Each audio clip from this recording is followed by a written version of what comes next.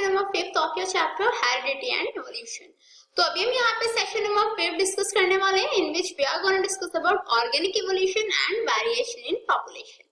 Actually guys, मैंने आपको already heredity के बारे में एक्सप्लेन कर दिया है कि हेरिडिटी क्या होती है, उससे कुछ इंपॉर्टेंट रिलेटेड जो टर्म्स थे वो भी मैंने आपको स्टडी करा दिए और मैंने इनहेरिटेंस ऑफ ट्रेट्स के बारे में स्टडी करा दिया। अलॉन्ग विद दैट मेंडल का कंट्रीब्यूशन क्या रहा, law of dominance, law of segregation and law of independent assortment क्या थे, हम वो भी ऑलरेडी डिस्कस कर चुके हैं।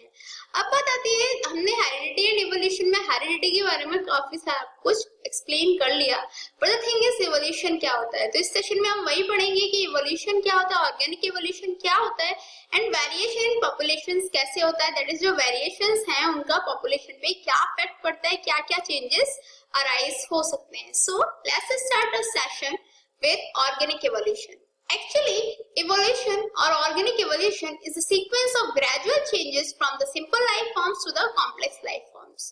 Easy है, बहुत सिंपल सा वर्ड है evolution। क्या वर्ड है? एक सीक्वेंस है ये किसका? उस चेंजेस का जो हमारे सिंपल लाइफ फॉर्म से कॉम्प्लेक्स लाइफ फॉर्म्स में अराइजेस हुए। जैसे एग्जांपल के लिए आप देख सकते हो, जो हमारे प्रिमिटिव ऑर्गेनिज्म थे उनसे बेटर बॉडी डिजाइन अब कॉम्प्लेक्स ऑर्गेनिज्म में देखने को मिलती है। तो वो सब किसकी वजह से हुआ? इवोल्यूशन की वजह से हुआ। क्लियर? तो सिंपल है, जो चेंजेस हमें जो प्रिमिटिव लाइफ थी, दैट इज जो प्रिमिटिव ऑर्गेनिज्म थे, जब आज डेवलप हुई थी उसके कुछ सालों बाद जो ऑर्गेनिज्म थे उनसे जो कॉम्प्लेक्स लाइफ फॉर्म्स हैं उनमें क्या चेंजेस आए हैं, वो इवोल्यूशन ही है, जिसका वो सीक्वेंस उस सीक्वेंस को हम इवोल्यूशन के अकॉर्डिंगली समझ सकते हैं। तो क्लियर हुआ क्या होता है evolution? Evolution or organic evolution is the sequence of gradual changes from the simple life forms to the complex life forms. Clear? Simple life forms से complex life forms में जो changes आए हैं वही evolution है। Clear?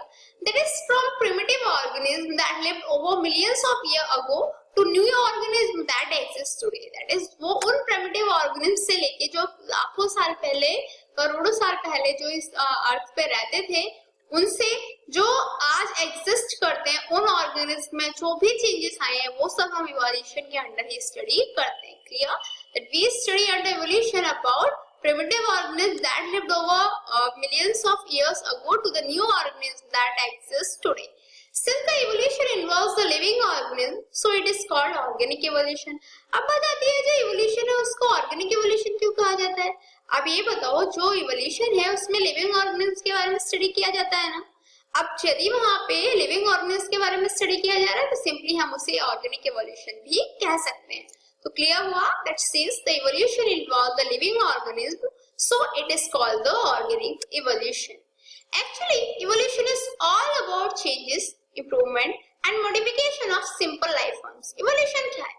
कुछ नहीं, बस जो changes हैं। changes किसके? all about changes. changes कौन से? improvement है, modification है। जो simple life forms के improvement हुए, उनमें modification आए, उनमें changes आए, वो सब evolution है। Clear? That evolution is all about changes, improvement and modification of simple life forms. The theory of evolution states that all living things that exist today or existed before have evolved from simple life forms. जो evolution की theory है वो क्या state करती है? वो ये state करती है कि जितने भी living things हैं जो आज present हैं या फिर जो पहले रही थी, clear? That exist today or existed before have evolved from simple life forms. वो सब simple life forms से ही evolved हुई हैं। जो primitive life forms थी उन्हीं से उनका evolution हुआ है। Clear? The theory of evolution states that all living things that exist today or existed before have evolved from those simple life forms. And the evidence for evolution comes from the studies of fossils. जो evolution है उसका evidence हमें कहाँ से देखने को मिलता है? ये study of fossils से हमें देखने को मिल जाता है। बट जो fossils हैं उनकी study हम आगे आने वाले सेशंस में करेंगे, जहाँ पे मैं आपको बताऊंगी fossils होते क्या हैं, उनकी स्टडी कैसे की जाती है, उनके एडवांटेजेस क्या है, उनके यूजेस क्या है, ये सब हम आगे आने वाले सेशन में इसी चैप्टर में स्टडी करने जाएंगे। ठीक है? But the thing is that evidence for evolution comes from the studies of fossils. According to Darwin, evolution is descent with modification. Darwin के अकॉर्डिंग क्या है? जो इवोल्यूशन है वो मॉडिफिकेशंस का ही एक बेटर वे है। Clear? So the next thing is that variation in a population. हमने ऑर्गेनिक इवोल्यूशन के बारे में स्टडी किया, हमने जाना इवोल्यूशन क्या होता है, कैसे हम उसको एक्सप्लेन कर सकते हैं, कैसे हम उसको समझ सकते हैं इन बेटर वे। अब बात आती है वेरिएशन इन अ पॉपुलेशन। कोई भी यदि पॉपुलेशन है उनमें वेरिएशन है तो वेरिएशंस होती क्या है और जो वेरिएशंस है उनकी वजह से क्या क्या इफेक्ट पड़ सकते हैं वो सब अभी हम यहाँ पे डिस्कस करने जा रहे हैं। Actually, variation refers to the changes absorbed or we can say observed in phenotype and genotype and the individual in a population or between parents and their offspring. Clear? Variation क्या है? Variation changes होते हैं किन के बीच में, phenotype genotype के बीच में हो या पॉपुलेशन में किसी भी इंडिविजुअल के बीच में चेंजेस हो या फिर पेरेंट्स और उनके ऑफस्प्रिंग्स जो है उनमें कोई भी चेंजेस आए, वो वेरिएशंस होंगे। ठीक है, जैसे फिनोटाइप जीनोटाइप में चेंजेस होते हैं, पॉपुलेशन है हमारी, हर इंडिविजुअल में कुछ ना कुछ चेंज रहता है, जो पेरेंट्स हैं उनसे भी जो उनके ऑफस्प्रिंग्स होते हैं उनमें कुछ चेंजेस आते ही आते हैं।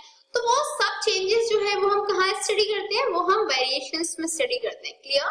That variation refers to the changes observed in phenotype and genotype, the individual in a population or between parents and their offsprings. Example है, example we can understand a case, एक case है जिसके accordingly हम variations के effects को easily समझ सकते हैं। ये जो बीटल्स का केस है ये आपके लिए बहुत इंपॉर्टेंट है और आपके लिए वी कैन से इसके अकॉर्डिंगली इसकी 3 सिचुएशंस होती है और उसी के अकॉर्डिंगली हम समझ सकते हैं कि जो वेरिएशंस है वो क्या क्या अफेक्ट कर सकती हैं, उनकी वजह से क्या क्या एडवांटेजेस हमें मिल सकते हैं। Clear? Let's suppose 12 red beetles live in a bushes with green leaves. Their population grows by sexual reproduction and generates variation. आपको सपोज सिर्फ इतना करना है कि 12 रेड बीटल्स है जो बशेस पे रहती है जिनकी ग्रीन लीव्स है। क्लियर?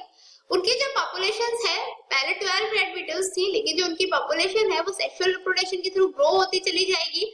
और क्या होगा, जब सेक्सुअल रिप्रोडक्शन हो रहा है तो ऑब्वियसली वेरिएशंस जनरेट होंगी, क्योंकि असेक्सुअल मोड ऑफ रिप्रोडक्शन में तो वेरिएशंस बहुत माइनर वे में होती है वरना होती ही नहीं है जनरेट, पर जो सेक्सुअल रिप्रोडक्शन होता है वहां पे वेरिएशंस जनरेट होती है। Clear? So there are 12 red beetles live in a bushes with green leaves. Their population grows by sexual reproduction and generates variation. Is that clear to you? Now is situation 1. During reproduction, a color variation may arise, which may lead to the production of a green beetle. Actually क्या हुआ? Reproduction के time पे sexual reproduction हो रहा है, जब sexual reproduction हो रहा है तो वेरिएशंस होंगे। तो सिचुएशन 1 में आपको ये सपोज करना है कि कलर वेरिएशन अराइज हुए और कलर वेरिएशन जो अराइज हुए उनकी वजह से क्या हुआ कि जो रेड बीटल्स थी उन्होंने क्या किया, जो अपनी प्रोजेनी थी, जो अपने ऑफस्प्रिंग्स थे, उनका कलर ग्रीन बीटल्स के अकॉर्डिंगली उनमें वेरिएशन चेंजेस लाए। दैट इज जब रेड बीटल्स के बीच में रिप्रोडक्शन हुआ तो वेरिएशन क्या आया, वेरिएशन ये आया कि उनके जो ऑफस्प्रिंग्स थे वो रेड कलर के ना होके ग्रीन कलर के हुए। Clear? They produce green colour beetles. It passes the green colors through its progeny. जो रेड बीटल्स थी उन्होंने क्या किया, उन्होंने अपनी प्रोजेनी को ग्रीन कलर पास आउट कर दिया। As crows cannot see the green colored beetles on green leaves, so they cannot eat them. अब क्या हुआ, जो रेड बीटल्स थी उनको क्रोस खा जाते थे, लेकिन क्योंकि अब ग्रीन कलर की बीटल्स प्रोड्यूस हुई और ग्रीन लीव्स पे ग्रीन कलर की बीटल्स को देखना क्रोस के से उनके लिए इम्पॉसिबल था, वो ग्रीन बीटल्स को ग्रीन लीव्स पे देख नहीं सकते थे, therefore they cannot eat them. Clear? Hence, the grey ones continue to be eaten and number of green beetles increase in a population. इसलिए जो ग्रे कलर की बीटल्स थी या जो रेड कलर्स की बीटल्स थी उन्हें जो क्रोस थे वो खाते रहे, लेकिन जो नंबर ऑफ ग्रीन बीटल्स थी वो अपनी पॉपुलेशन में इंक्रीज होता गया उनका। दैट इज उन्हें क्रो नहीं खा पाएंगे, उनकी पॉपुलेशन इंक्रीज होती जाएगी। In this case variation gives a survival advantage. इस केस में क्या हुआ, वेरिएशन ने एक सर्वाइवल एडवांटेज दिया। सर्वाइवल एडवांटेज कैसे दिया, अभी यदि वो red colour beetles red colour की ही प्रोजेनी प्रोड्यूस करती, दैट इज ग्रीन कलर की ना प्रोड्यूस करके रेड कलर की बीटल्स प्रोड्यूस करते तो क्या होता, जो क्रोस थे वो रेड कलर की बीटल्स को खा लेते, दैट इज उनकी जो प्रोजेनी थी, उनकी जो ऑफस्प्रिंग्स हैं वो भी सर्वाइव नहीं रह पाते। लेकिन वेरिएशन हुआ, ग्रीन कलर बीटल प्रोड्यूस हुई जो क्रो नहीं देख सकते, इसीलिए उनको सर्वाइवल एडवांटेज मिल गया। तो ये किसकी वजह से हुआ, वेरिएशन की वजह से। The natural selection exerted by the crows will lead to the survival of green beetles। और जो natural selection crows के through exert किया गया उसी की वजह से क्या हुआ कि जो green beetles हैं उनका survival rate बढ़ गया। Is that clear to you? Now the thing is situation number 2। Situation 1 में हमने देखा कि कैसे variations की वजह से survival advantage मिलता है। Clear? अब बताते हैं सिचुएशन नंबर 2 की. Here you have to suppose that in other situation a color variation arising during reproduction may result in a blue beetle instead of grey or all its progeny will be blue. यहाँ पे आपको क्या सोचना है? यहाँ पे आपको ये सोचना है कि जो कलर वेरिएशन अराइज हुआ वो ब्लू कलर का था, क्लियर, ना कि ग्रे और ना ही कोई ग्रीन. ना ग्रीन कलर की बीटल्स प्रोड्यूस हुई, ना ग्रे कलर की बीटल्स प्रोड्यूस हुई. अब क्या हुई? ब्लू कलर की बीटल्स प्रोड्यूस हुई. क्लियर, वेरिएशन की वजह से ब्लू कलर बीटल्स प्रोड्यूस हुई. Crows can see both blue and grey color beetles and therefore can eat them. Crow क्या करेगा? Crow blue beetles को, grey color beetles को दोनों को ही देख सकता है, इसीलिए वो उन्हें obviously खा सकता है. At the outset there are few beetles and more of grey beetles. अब क्या होगा? एंड में क्या रह जाएगा कि काफी कम ही वहां पे ब्लू बीटल्स प्रेजेंट होंगी, ज्यादा वहां पे ग्रे बीटल्स प्रेजेंट रहेंगी. Suddenly an elephant jumps on the bushes and kills most of the beetles. अब क्या हुआ? एक एलिफेंट आया और उसने क्या किया? bushes पे जंप्स किए, तो जितने भी मोस्ट ऑफ द बीटल्स की डेथ हो गई. By the chance few beetles that survived were mostly blue. Suppose करो बाय चांस जो बीटल्स सर्वाइव करी वो ब्लू कलर की थी. Which gradually increase in number. जो नंबर में इंक्रीज होता जाएगा, उनके नंबर में इंक्रीज होता जाएगा. Actually, this change in the frequency of some genes in a population which provides diversity without any survival disadvantage is called genetic drift. तो यही जो चेंज होता है फ्रीक्वेंसी में, that is कुछ जीन्स की, जैसे पॉपुलेशन की कुछ जीन्स की फ्रीक्वेंसी में जो चेंज होता है, वो चेंज जो डाइवर्सिटी प्रोवाइड करता है विदाउट एनी सर्वाइवल डिसएडवांटेज, बिना किसी सर्वाइवल डिसएडवांटेज के, उसी को हम जेनेटिक ड्रिफ्ट बोलते हैं. क्लियर? तो जेनेटिक ड्रिफ्ट क्या होता है? The change in the frequency of some genes in a population which provides diversity without any survival disadvantage is called genetic drift. तो क्लियर हुआ आपको कि फर्स्ट सिचुएशन में हमने स्टडी किया था कि कैसे वेरिएशंस की वजह से जो सर्वाइवल एडवांटेज है वो हमें मिलता है, और सेकंड सिचुएशन में हमने स्टडी किया जेनेटिक ड्रिफ्ट क्या होता है, कैसे हमें जेनेटिक ड्रिफ्ट जो है वो वेरिएशंस के अकॉर्डिंगली देखने को मिलता है. Now it's time to study about the situation number 3. Actually, the bushes catches a plant disease and amount of leaf material for the beetles has reduced due to the expansion in the population of beetles. अब क्या हुआ? जो bushes थे उनमें क्या हुआ? उनमें plant disease हो गई. क्लियर? जब उन्हें plant disease हो गई तो क्या होगा? जो leaf material का amount था वो कम हो गया. जो beetles के लिए leaf material available था उसका amount कम हो गया, क्योंकि population तो beetles की expand है, population में तो increasement है, लेकिन जो डिसीज है उसकी वजह से जो लीफ मटेरियल है वो रिड्यूस हो गया. Clear? As a result, the beetles are poor nourished and an average weight of an adult beetle has decreased. इससे क्या हुआ? जो beetles हैं वो poorly nourished रहेंगी. क्लियर? जब वो poorly nourished रहेंगी तो उनका जो एवरेज वेट होगा, दैट इज जो एडल्ट बीटल है उसका एवरेज वेट डिक्रीज हो जाएगा. But after a few years, the plant disease may get eliminated and there will be a lot of food for the beetles. कुछ years बाद क्या होगा? जो प्लांट डिसीज है वो एलिमिनेट हो सकती है और उसकी वजह से क्या होगा? बीटल्स के लिए ऑब्वियसली काफी सारा फूड अवेलेबल होगा. Then they will regain their normal weight. तो इस केस में क्या कर सकते हैं? वो अपना जो वेट है, नॉर्मल वेट है, उसे अगेन से रिगेन कर सकते हैं. Actually in this case there is no genetic change occurring. इस केस में कोई भी जेनेटिक चेंज नहीं हो रहा था. Clear? Hence only a phenotype variation between the organisms with identical genotypes may arise.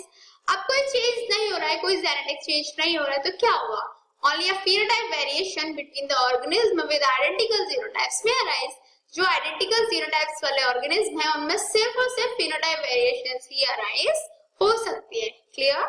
That there is no genetic occurring in this case, so only a phenotype variation between the organisms with identical genotypes may arise.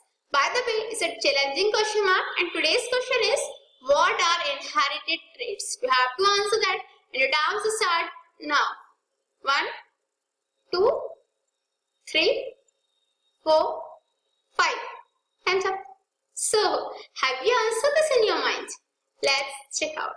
Actually, these are those characteristics which are received by offsprings from their parents, like color of hair and eyes, shape of nose, earlobes, etc. क्या होते हैं ये? कुछ नहीं होते, simple सी बात है. Inherited traits, that is inherited characters, that is वो कैरेक्टर्स जिन्हें इनहेरिट किया गया है बाय देयर पेरेंट्स. तो वो कैरेक्टरिस्टिक्स जो ऑफस्प्रिंग्स अपने पेरेंट्स के लिए कलर ऑफ हेयर्स हो गया, आईज के कलर हो गया, शेप ऑफ नोज हो गया, ईयर लॉब्स हो गया, ये सब किसके एग्जांपल हो गए? इनहेरिटेड ट्रेट्स के। क्लियर? तो क्या होते हैं inherited traits? These are those characteristics which are received by offsprings from their parents like color of hair and eyes, shape of nose, earlobes, etc. Is that clear to you? So what did we learn today? आज हमने क्या study किया? आज हमने organic evolution के बारे में study किया। Along with that हमने स्टडी किया that variation in population कैसे होता है। उसके साथ में हमने जो बीटल्स के एग्जाम्पल लेके उसको डिटेल में स्टडी किया। In next session we are going to discuss more about this chapter. Till then, good luck.